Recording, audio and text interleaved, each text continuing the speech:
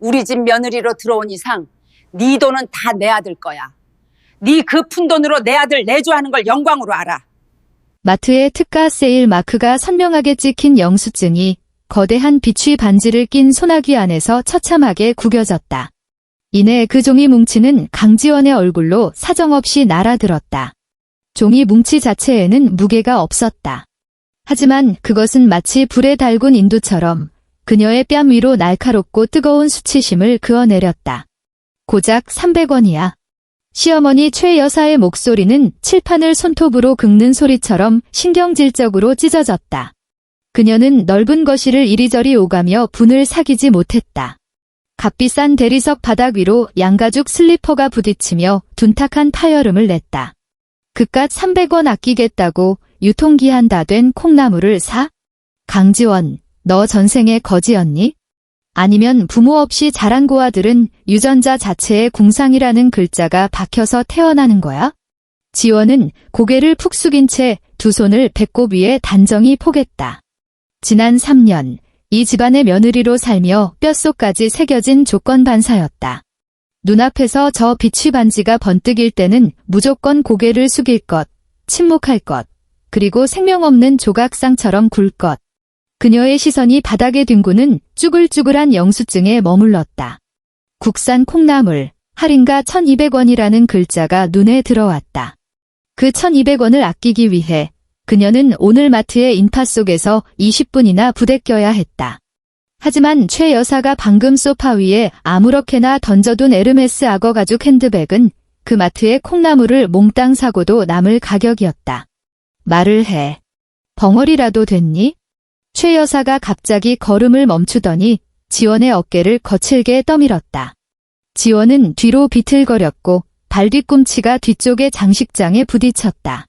장식장 위에 놓인 크리스탈 꽃병이 위태롭게 흔들리며 날카로운 마찰음을 냈다.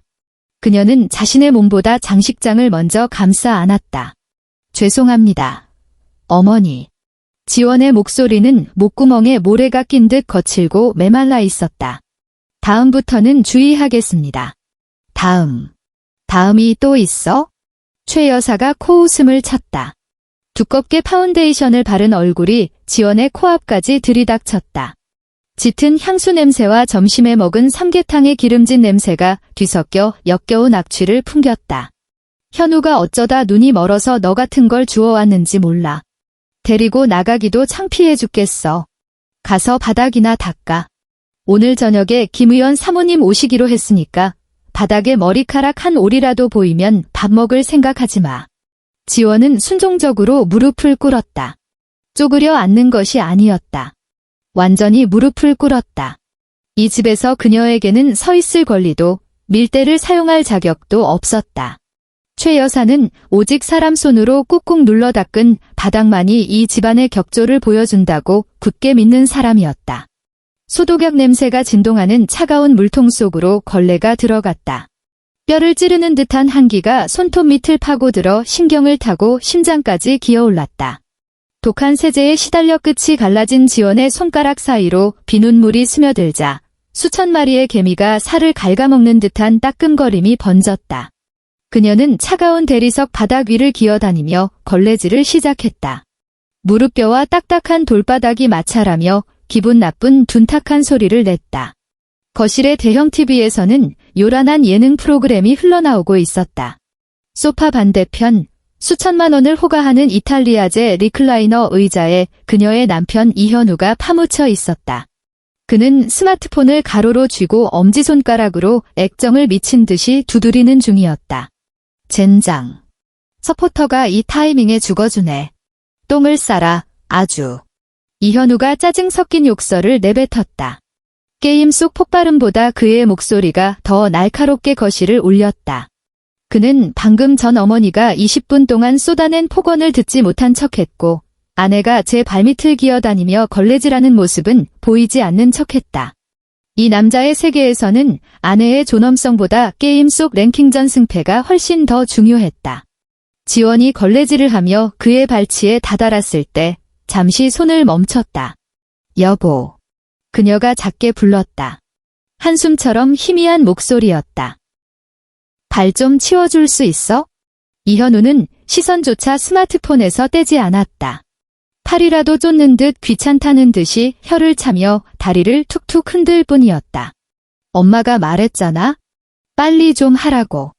김 사모님 금방 오신다는데 왜 여기서 굼뜨게 굴어? 진짜 게임 한 판도 마음 편하게 못하게 하네.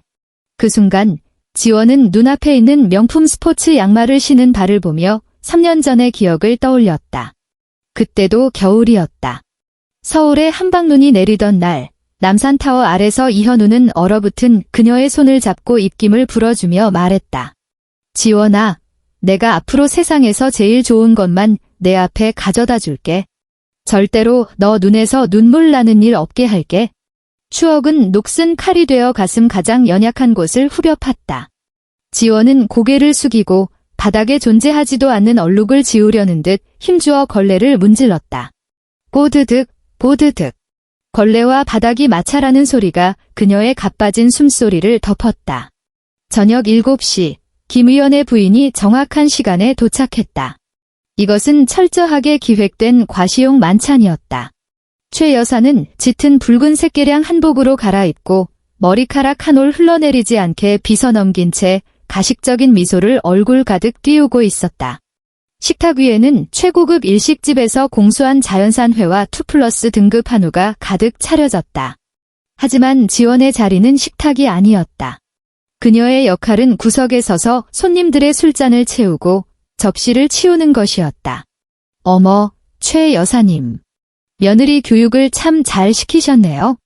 김 여사가 와인잔을 기울이며 지원이 입은 낡고 색바랜 회색 니트를 경멸 어린 시선으로 훑어내렸다.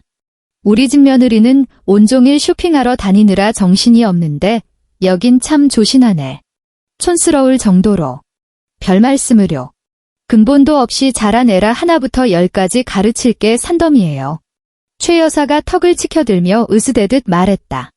그러다 곧장 지원을 향해 고개를 돌리자 눈빛이 매섭게 돌변했다. 뭐 하고 서 있어? 김 여사님 구두 더러워진 거 안 보이니? 지원은 멍하니 서 있었다. 김 여사는 오늘 미색 양가죽 하이힐을 신고 있었다. 현관에 들어오면서 밟았는지 구두 코끝에 아주 작은 진흙 자국이 묻어 있었다. 지원아. 최 여사의 목소리가 갑자기 부드러워졌다. 하지만 그 부드러움 속에는 소름 끼치는 한기가 서려 있었다. 사람은 눈치가 있어야지. 김 여사님은 우리 집 귀한 손님이신데 흙 묻은 신발을 신고 식사하시게 둘 셈이니? 가서 닦아. 식당 안의 공기가 순식간에 얼어붙었다. 모든 사람의 시선이 지원에게 꽂혔다. 그 눈빛들 속에는 조소와 동정, 그리고 무엇보다 강 건너 불 구경하는 듯한 차가운 무관심이 섞여 있었다. 이현우는 막 구운 고기를 입으로 가져가려다 젓가락을 멈칫했지만 이내 아무 일도 없다는 듯 고기를 입에 넣고 오물거렸다. 지원은 전신의 피가 거꾸로 솟구치는 것 같았다. 어머니, 그건... 그녀가 입을 열려 했지만 목소리가 떨려 나왔다. 왜? 내 말이 말 같지 않니? 최 여사의 입가에서 미소가 사라지고 노골적인 위협이 그 자리를 채웠다. 아니면 김 여사님 앞에서 내 얼굴에 먹칠이라도 하고 싶은 게냐? 지원은 이현우를 바라봤다. 그녀의 마지막 희망이었다. 이현우는 그녀의 시선을 피하며 국물을 들이켰다. 그리고 입안에 음식이 가득 찬 채 웅얼거렸다. 엄마가 닦으라는데 그냥 좀 닦지 그래? 뭐 대단한 일이라고. 분위기 깨지 말고. 그 순간 지원은 가슴속 깊은 곳에서 무언가가 와르르 무너져 내리는 소리를 들었다. 그것은 유리가 깨지는 소리도 도자기가 박살나는 소리도 아니었다.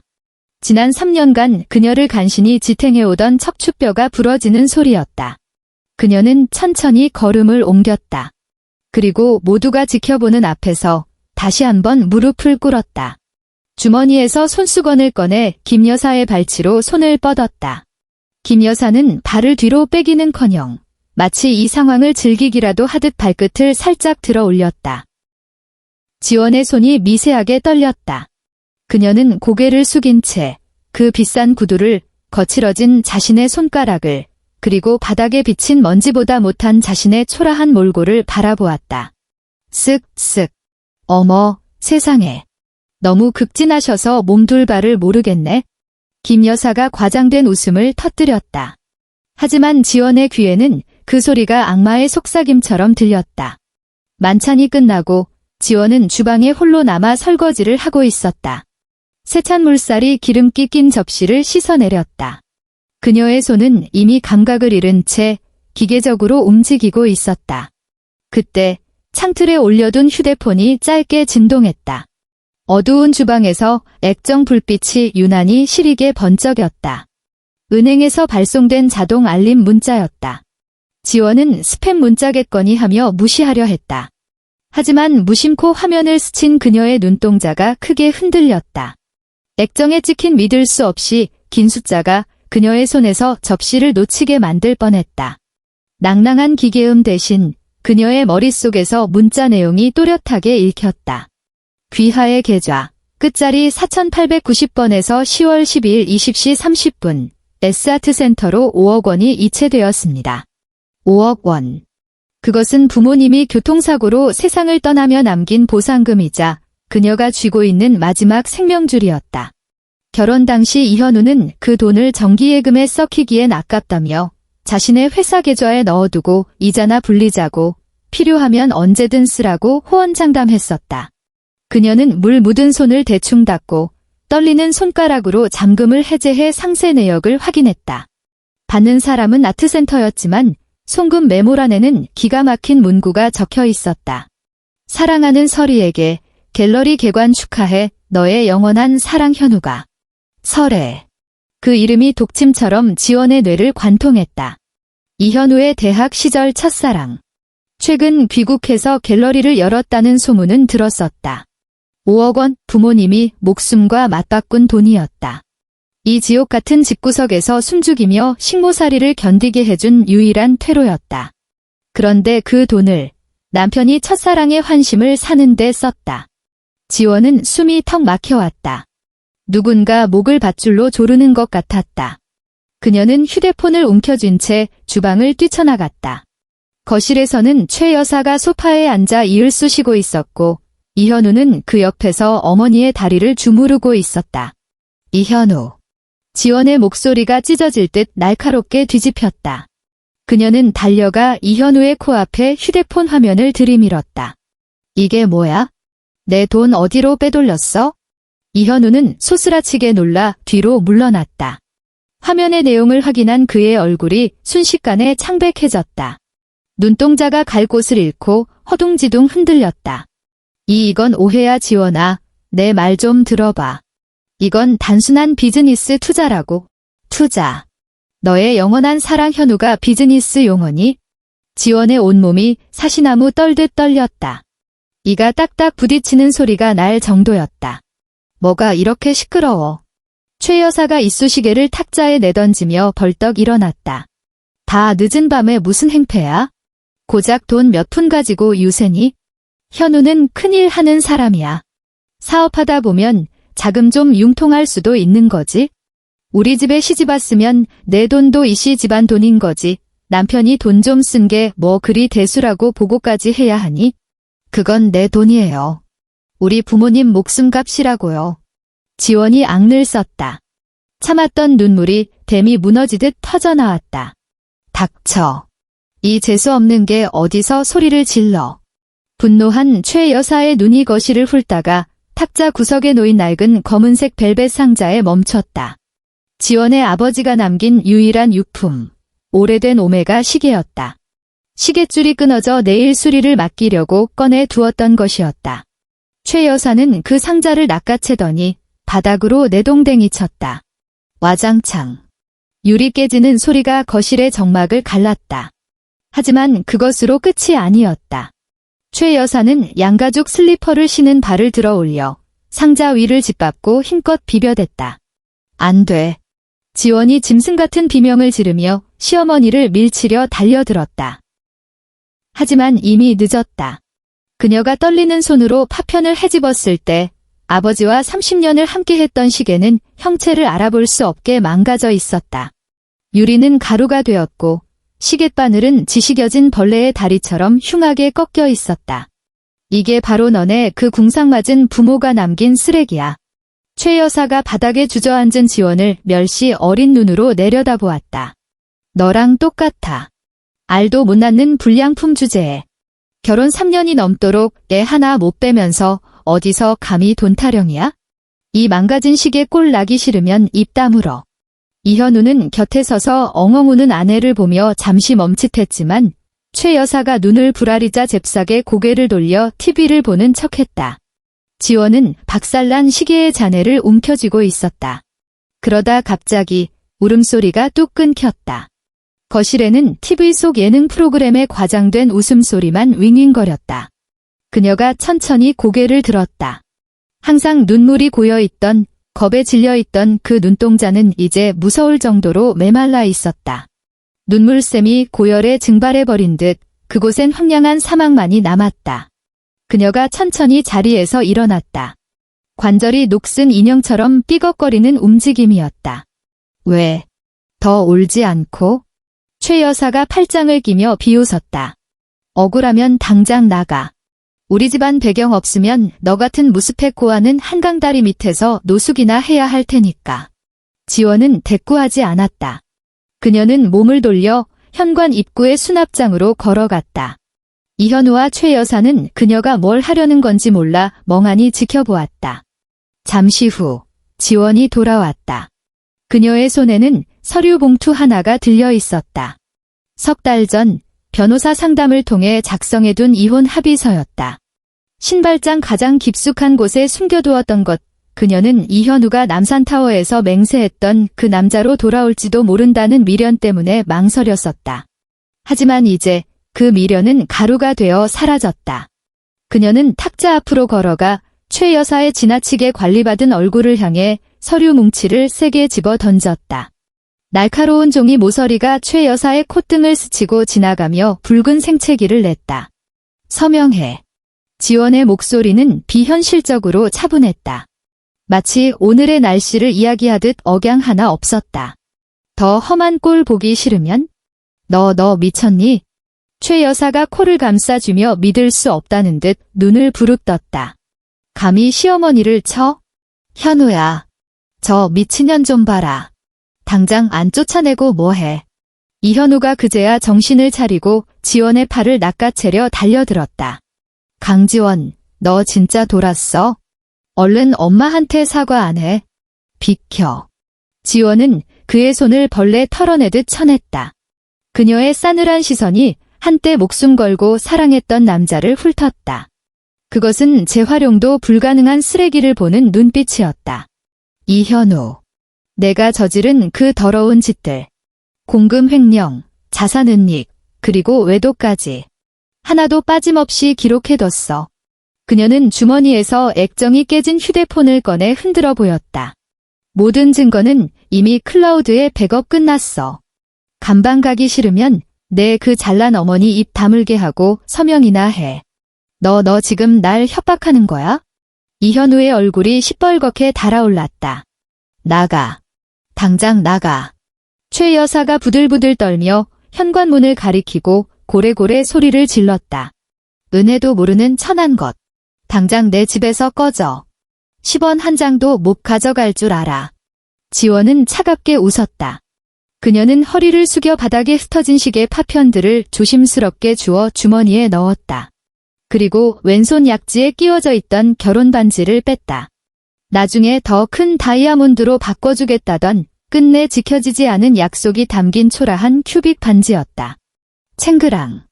반지는 거실 구석의 쓰레기통으로 정확하게 꼴이나며 경쾌한 소리를 냈다. 바라던 바야. 지원은 미련 없이 뒤돌아 현관을 향했다. 얇은 니트 한 장으로는 늦가을의 한기를 막을 수 없었지만 그녀의 등은 천근만근의 짐을 내려놓은 듯 꼿꼿했다.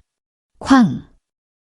등 뒤에서 육중한 현관문이 닫히며 숨막히던 감옥과 그녀를 영원히 차단했다.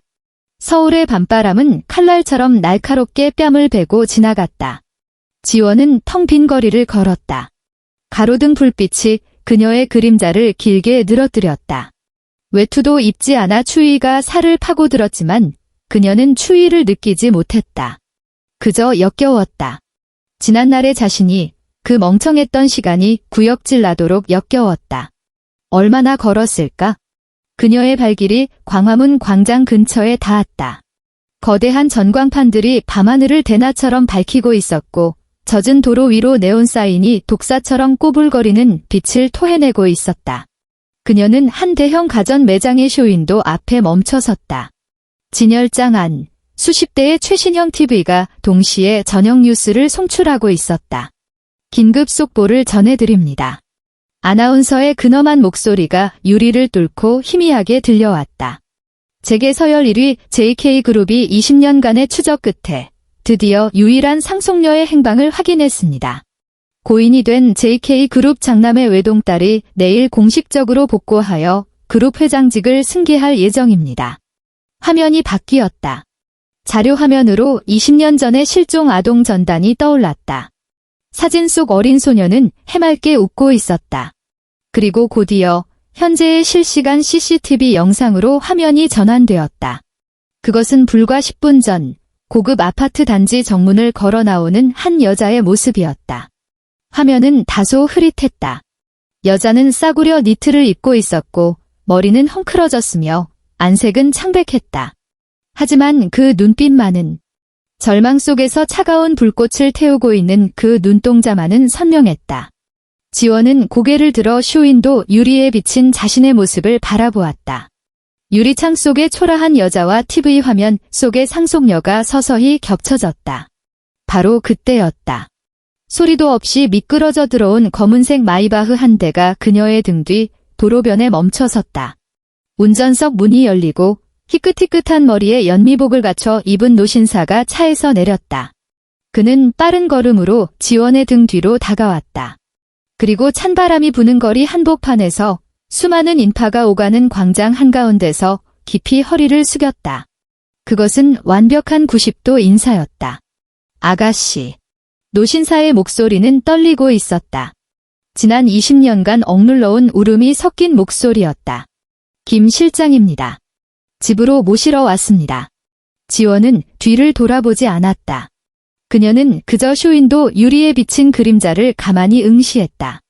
유리창 속 여자의 입꼬리가 아주 미세하게 위로 말려 올라갔다. 그녀는 주머니에 손을 넣어 산산이 조각난 시계를 가만히 어루만졌다. 손끝에 닿는 차가운 금속의 감촉이 정신을 맑게 깨웠다. 가요. 그녀가 나직하게 말했다. 그리고 발을 떼어 검은색 세단을 향해 걸어갔다. 묵직한 차 문이 닫히는 순간 강지원이라는 이름으로 살았던 그 억울한 며느리의 삶은 철저하게 과거 속에 유폐되었다. 마이바흐는 강변북로를 미끄러지듯 달렸다. 차창 밖으로 보이는 한강 물결 위로 아침 햇살이 내려앉아 눈부신 금태를 두르고 있었다. 강지원은 이탈리아 장인이 한 땀 한 땀 바느질한 가죽 시트에 몸을 기댄 채 깨진 오메가 시계의 다이얼을 손끝으로 문질렀다. 밤새 세척하고 간단히 복원 작업을 거친 시계는 여전히 균열이 남아있었지만 핏자국과 먼지는 말끔히 사라져 있었다. 아가씨. 조수석에 앉은 김 실장이 몸을 살짝 틀어 태블릿 PC를 건넸다. 낮고 정중한 목소리였다. 오늘 아침 주식시장 개장 직후 상황입니다. 지시하신 대로 JK그룹 법무팀이 새벽 4시에 HW테크의 악의적 규정 위반과 분식 회계에 대한 고발 자료를 증권거래소에 제출했습니다. 인수 합병 공고도 동시에 나갔고요. 지원은 태블릿을 받아들었다. 화면의 불빛이 표정 없는 그녀의 얼굴을 비췄다. 코스닥 실시간 차트 위에서 HW테크를 나타내는 그래프는 심장이 멎을 듯한 수직 낙하를 그리고 있었다. 파란색 굵은 선은 마치 죽어가는 뱀처럼 하한가인 마이너스 30% 바닥에 딱 달라붙어 꼼짝도 하지 않았다. 매도 물량은 산처럼 쌓여 있었지만 사겠다는 사람은 단 한 명도 없었다. 이현우 반응은? 지원이 무미건조하게 물으며 화면 속 처참한 파란색 곡선을 손가락으로 훑었다. 아침 7시부터 이 대표안이 이현우 씨가 아가씨의 예전 휴대폰으로 43통이나 전화를 걸어왔습니다. 김 실장은 잠시 말을 멈추고 지원의 안색을 살폈다. HW테크 내부에 심어둔 정보원의 보고에 따르면 은행권에서는 이미 법인 계좌를 동결했고 빛 독촉 전화 때문에 사무실 전화기가 마비될 지경이라고 합니다. 지원은 대답 대신 무음으로 설정해 두었던 옛날 휴대폰을 켰다. 화면은 부재중 전화 알림으로 빽빽했다. 빨간색 숫자들은 마치 핏발선 눈동자들처럼 보였다. 가장 최근에 도착한 문자 메시지들이 팝업창으로 줄지어 떠올랐다. 지원아, 이건 오해야. JK그룹이 뭔가 착각한 거야. 제발 전화 좀 받아. 여보, 내가 잘못했어. 엄마 말 듣는 게 아니었어. 빨리 돌아와. 같이 가서 JK 쪽에 해명하자. 이 미친 여자야. 도대체 무슨 짓을 한 거야? 은행에서 내 아파트까지 압류하겠대. 당장 기어들어 오지 못해? 애원에서 저주로, 그리고 다시 히스테릭한 공포로 변해가는 문장들. 지원은 그 글자들을 내려다보며 어젯밤의 기억을 떠올렸다. 리클라이너 의자에 파묻혀 눈꺼풀 하나 까딱하지 않고 마치 귀찮은 파리를 쫓듯 발길질하던 이현우의 모습이 뇌리를 스쳤다. 그때의 그는 상상조차 못했을 것이다. 불과 12시간 만에 그토록 애지중지하던 회사가 자신의 말 한마디로 휴지 조각이 되리라고는? 회사로 가죠. 지원은 태블릿을 덮었다. 얼음장처럼 차가운 목소리였다. 네, HW테크로 갑니다. 김 실장이 기사에게 지시했다. 차는 고가도로를 내려와 강남 테헤란로로 진입했다. 한국 IT 산업의 중심지이자 이현우가 그토록 자랑스러워하던 성공한 사업가라는 타이틀이 존재하는 곳. 검은색 마이바흐가 HW테크가 입주한 빌딩 정문 앞에 부드럽게 멈춰 섰을 때 주변은 이미 구경꾼들과 카메라를 든 기자들로 북새통을 이루고 있었다. 지원이 차 문을 열고 내렸다. 미리 대기하고 있던 경호원들이 신속하게 다가와 인파를 갈라 길을 텄다. 플래시가 미친 듯이 터지며 늦가을의 아침을 대낮처럼 밝혔다. 그녀는 오늘 군더더기 없이 재단된 검은색 오트 쿠티르 슈트를 입고 있었다. 머리는 일하기 편하게 대충 묶어 올린 쪽진 머리가 아니라 우아하고 세련된 굵은 웨이브 펌으로 바뀌어 있었다. 얼굴에는 정교한 메이크업을 했고 핏기 없던 입술에는 압도적인 기품을 뿜어내는 붉은색 립스틱이 칠해져 있었다. 아스팔트 바닥을 밟는 붉은 밑창의 하이힐이 또각, 또각, 경쾌하고도 단호한 소리를 냈다. 그것은 권력의 소리였다. 로비에 들어선 그녀의 눈에 보안 게이트 밖에서 경비원들에게 제지당하고 있는 두 사람이 들어왔다.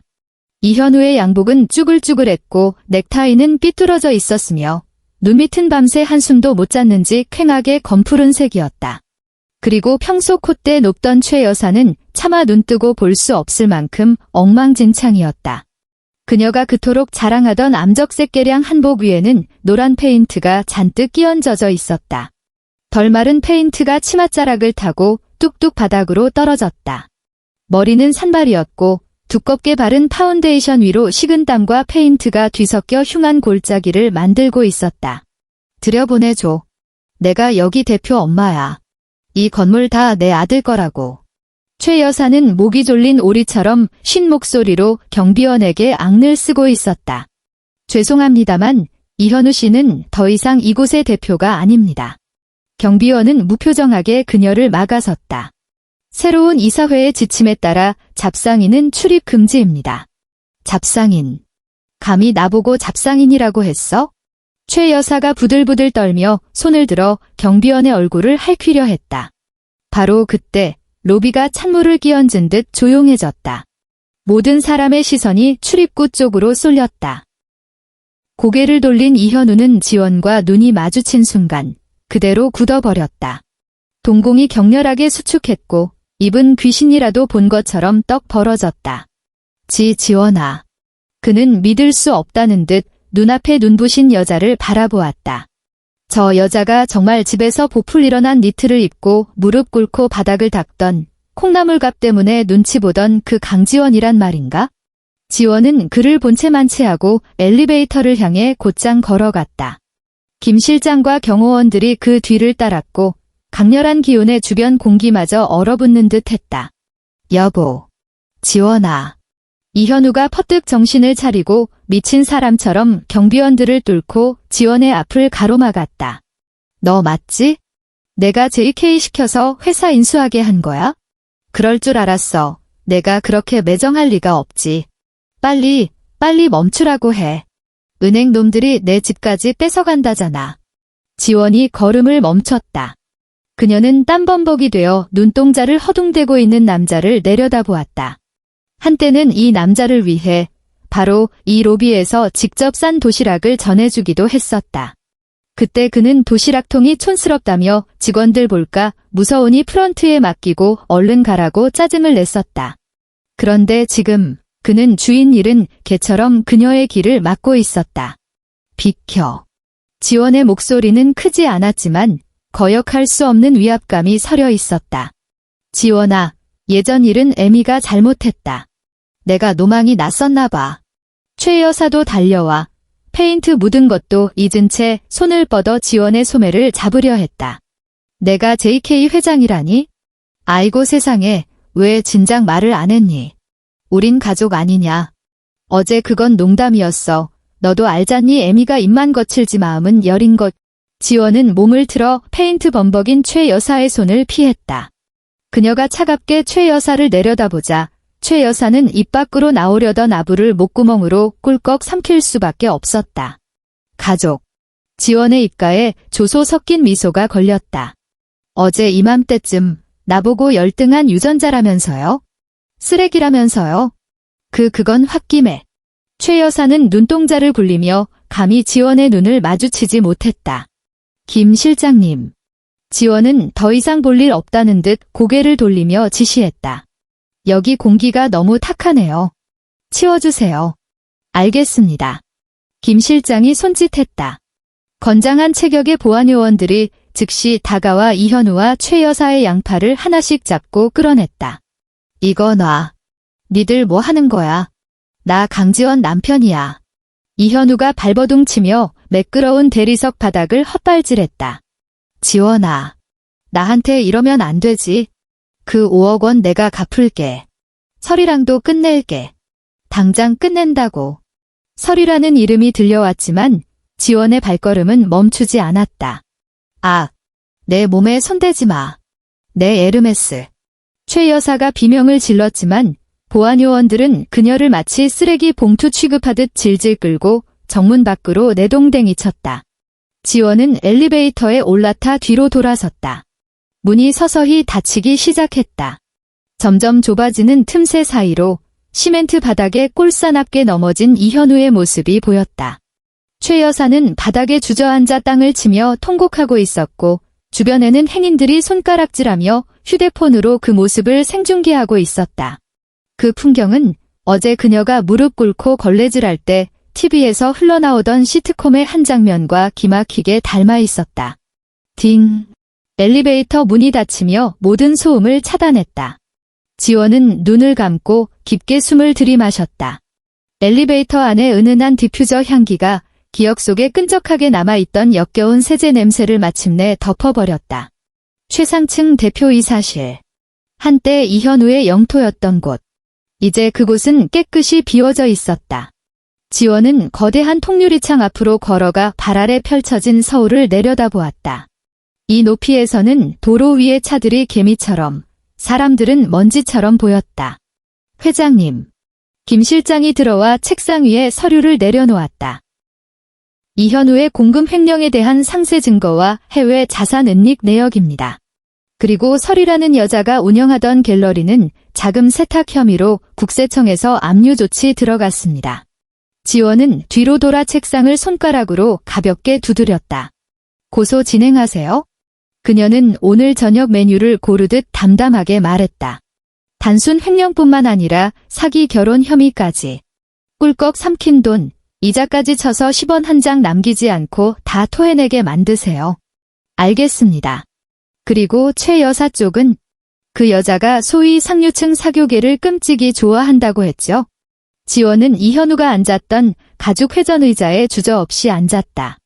며느리 학대하고 JK 회장을 식모 부리듯 했던 영상들, 그 의원 사모님들한테 보내주세요. 아마 그분들은 저한테 줄을 대기 위해서라도 기꺼이 개미 한 마리쯤은 밟아 죽이려 들 테니까요. 김 실장이 살짝 고개를 숙였다. 그의 눈에 통쾌함이 스쳤다. 이미 처리 중입니다. 아까 로비에서 페인트 뿌린 사람들도 최 여사가 그토록 아부하던 건설사 사모님이 보낸 사람들이었습니다. 지원은 등받이에 몸을 기대고 의자를 돌려 다시 창밖을 바라보았다. 하늘은 구름 한 점 없이 파랬다. 하지만 이건 시작에 불과했다. 그로부터 한 달의 시 모자에게는 지옥보다 더 긴 고통의 시간이었다. HW테크는 헐갑의 JK그룹에 인수되어 공중분해되었고 이현우는 막대한 금액의 업무상 횡령 혐의로 검찰에 정식 구속되었다. 한때 천하를 다 가진 듯 굴며 컴퓨터 화면에 대고 팀원 욕이나 해대던 남자는 손목에 수갑이 채워지는 순간 바지에 오줌을 지렸다. 그는 구치소 접견실 유리 벽 너머에서 변호사를 붙잡고 콧물 눈물을 쏟으며 지원에게 한 번만 봐달라고 빌었지만 지원은 단 한 번도 나타나지 않았다. 최 여사는 어땠을까? 전세 보증금이 목숨줄인 줄 알고 콩나물값 300원 때문에 며느리를 30분이나 세워놓고 욕하던 그 여자는 드디어 진짜 가난이 무엇인지 뼈저리게 체험하게 되었다. 이현우 명의의 아파트는 경매로 넘어갔고 모든 명품은 압류당했다. 최 여사는 자신이 그토록 자랑스러워하던 고급 아파트 단지에서 쫓겨났다. 그녀는 예전에 그 단지 안에서 폐지 줍는 노인들을 보며 더러워 죽겠네, 집값 떨어지게 라며 눈을 흘기곤 했었다. 그리고 지금 서울의 초겨울 칼바람 속 낡아빠진 패딩 점퍼를 입고 머리가 하얗게 센 노파 하나가 허리를 굽힌 채 쓰레기 분리수거장을 뒤지고 있었다. 손은 동상에 걸려 붉게 부어올랐고 손톱 밑에는 새카만 때가 끼어 있었다. 그녀는 낑낑대며 버려진 라면 박스를 뜯어 발로 밟아 납작하게 만들고 헌신문지 뭉치와 함께 묶었다. 지나가는 사람들은 코를 막으며 그녀를 피해 돌아갔다. 마치 그녀가 예전에 그랬던 것처럼. 저 할머니 어디서 많이 본 것 같은데? 쉿, 쳐다보지 마. 듣자 하니 예전에 꽤 잘나가던 사모님이었는데 며느리 학대하다가 천벌 받았대. 수근거리는 소리가 최 여사의 귀를 파고들었다. 그녀는 몸을 움찔떨며 고개를 더 깊이 쳐박았다. 쥐구멍이라도 있으면 숨고 싶은 심정이었다. 그녀는 무거운 리어카를 끌고 힘겹게 거리를 걸었다. 광화문 광장을 지날 때 대형 전광판에서 JK그룹의 신제품 발표회 광고가 흘러나오고 있었다. 화면 속의 강지원은 흰색 정장을 입고 자신감 넘치고 우아하게 빛나고 있었다. 카메라를 향해 짓는 그녀의 미소에는 모든 것을 통제하는 자의 여유가 넘쳐 흘렀다. 최 여사는 걸음을 멈추고 멍하니 전광판을 올려다보았다. 자신의 발밑에 무릎 꿇리고 시계를 짓밟으며 달도 못 낳는 닭이라고 모욕했던 그 여자가 지금은 구름 위에 서서 세상을 내려다보고 있었다. 반면 자신의 손에 쥐어진 건 방금 주워 담은 빈 깡통 몇 개뿐이었다. 그게 그녀의 오늘 저녁 밥값이었다. 후회가 거대한 소나기가 되어 심장을 쥐어짜는 듯 했다.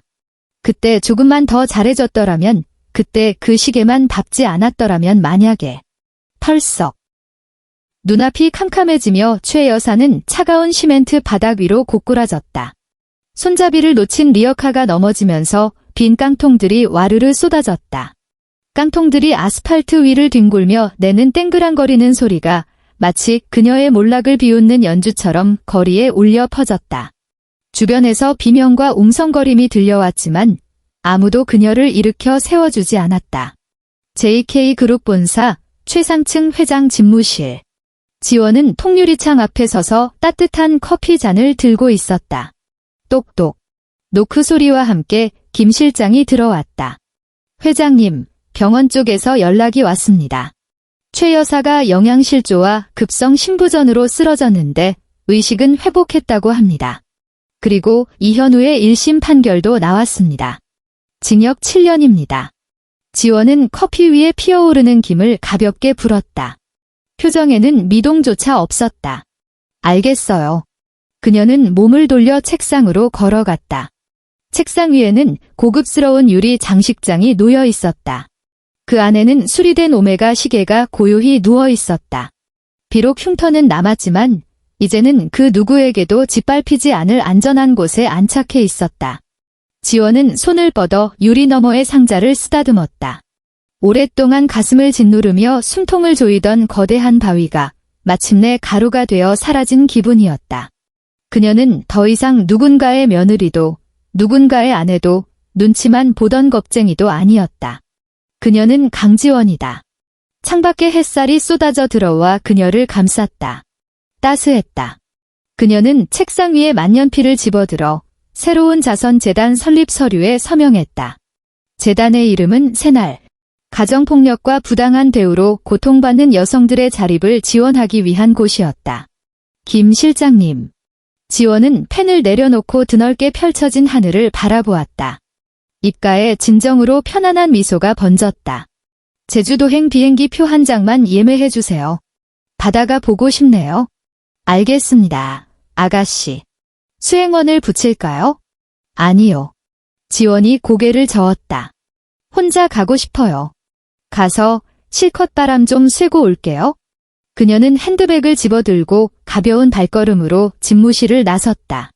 대리석 바닥을 두드리는 하이힐 소리가 경쾌한 리듬을 만들었다. 그것은 자유의 울림이었다. 쓰레기는 쓰레기통으로 들어갔다. 그리고 그녀의 삶은 이제 막 시작되었다.